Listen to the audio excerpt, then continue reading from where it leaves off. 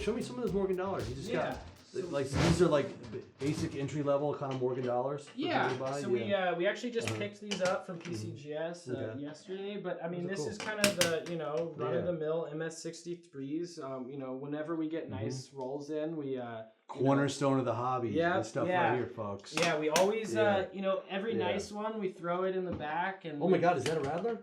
There is a rattler.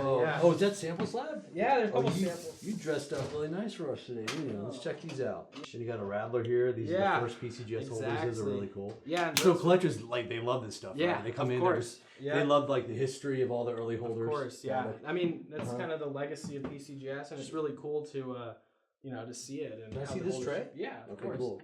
Well, that's pretty cool. So you got $20 liberties. Yeah. Yeah, very cool. A little bit of everything. Okay, cool.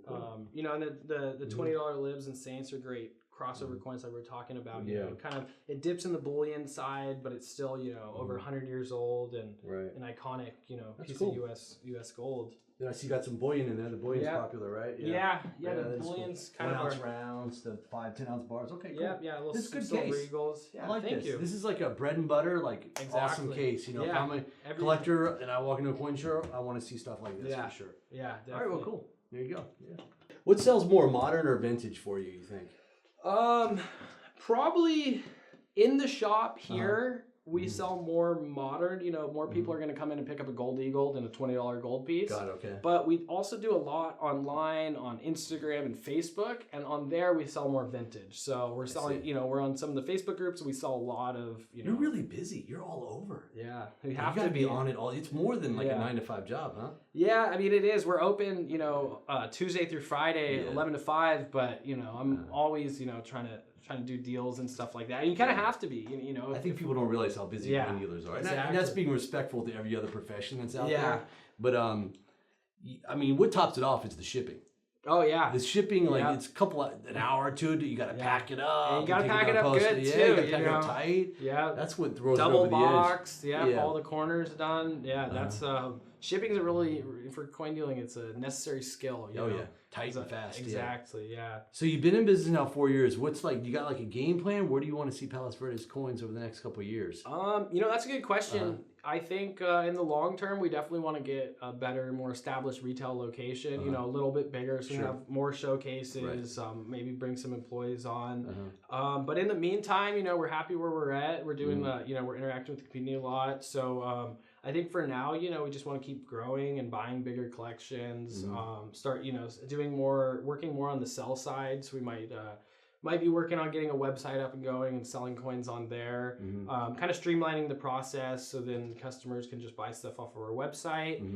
So that's in the near future, but in the long term, just kind of growing, expanding our customer bases, working with more dealers, stuff like that. I mean, within the industry, there's so many different facets, and you can go down the bullion route, coins, so kind of just combining them too. We do a lot of bullion, so definitely want to grow that side of the business, because it's there's a lot more people that buy bullion than coins, but we love it when the person ends up picking up a Morgan or kind of that crossover. It's fun.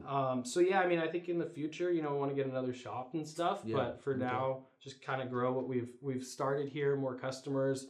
We're going to start doing more shows too, probably, start doing some of the more national shows now that COVID's over and, all the shows are happening. So I think that's something we'll start doing more. But yeah, it's, just slowly grow. You can't grow too fast. That's sometimes... I mean, you're doing great. For 24, you're doing awesome. Yeah. So you've noticed there's a lot more young coin dealers out there these days. Definitely, yeah. Like the last 2 years, they've just... definitely. Like 3, 4, 5-fold, right? Yeah, I think maybe more. Maybe even more, I right? think, 'cause and you're kind of the young leader. A lot of these kids are like 17, 18, 19, 20. Yeah. You're like you're like the old man of the group, right? I guess so, yeah. So what is it you think that older, more experienced senior dealers could do to support younger dealers? That's a good question. I think kind of just working with them more, maybe giving them a couple coins on consignment to go try to hustle at the show. You have a lot of kids are fired up. They want to buy coins and stuff. So maybe, you know, if you have a kid that's coming to your shop a lot, offer to give them a couple coins to try to list on online for you to sell and give them a little, you know, a little bit of, you know, commission or something like that. I think that would help a lot. You know, if some of the dealers kind of take the step forward and say, here's a couple coins, go try to sell them. So if I gave you like approved 20-hour Liberty on consignment, you'd really appreciate that? Yeah, sure. Give me a couple of them. I mean, not like that, but even. But I hear you. Yeah. Here's some transactions. Helps you create transactions. And that's how a lot of. I mean, that's how I learned. You know, I learned by selling coins on eBay for other dealers. You know, because then you see what they go for, and then you get the. You know, you just know how to list them and everything. Right. So I think that was a big help when I was young doing that. And also, you know, interns, obviously you guys do that a lot.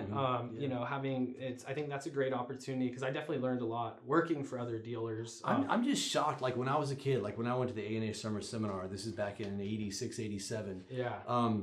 You know, you felt like 1 out of 10 kids wanted to be a coin dealer. I feel like all young kids, 14, 13, half of them want to be a coin dealer. Yeah, no, I agree. I get that, that same vibe. I mean, I think some will outgrow it too. It'll become, you know, they'll... Back to basketball, back to girls or boys or whatever it is you're chasing. Or, you know, they want to be a coin dealer and they realize you can make a lot of money being a banker or something. Or, you know, they want to be a doctor.